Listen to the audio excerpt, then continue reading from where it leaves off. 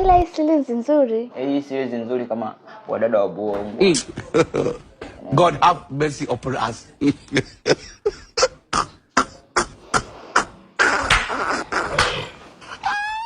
Naangalia manini haya? Hebu niangalie mpira.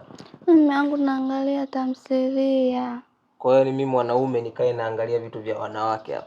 Mimi nataka niangalie mechi ya marudio ya finali ya Yanga, timu ya wanaume. Wewe mjomba kichuna na naye vipi ndugu? Mbona umeanza kuchanganyikiwa? Yaani mambo ya wanawake na wewe unaanza kushededea. Yaani Yanga ni kama wanawake. Umesikia wewe mwanamke? Yaani siku zote mwanamke hata akiwa juu yeye ndo anapiga kelele. Kwa hiyo hao wanawake wako juu ndio maana wanapiga kelele. Wewe ushakuonaga mwanamke anatulia sehemu moja. Lazima apige kelele kama mwanamke. Na wanawake wenzenu nyinyi mnajua sana kupiga kelele. Wewe mjomba kichuna bwana, hii sasa hii timu ya wanawake wewe sio ya kushabikia. I don't want peace. I want problems always.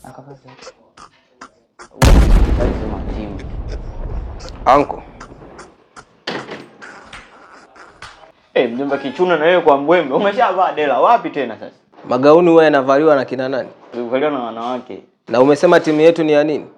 Wanawake. Na wanawake waga wana nini? Wanawake waga wana gubu. Sasa hili ndio gubu na kuonyesha. Nadhani sasa hivi gari za Buongwa bado zipo.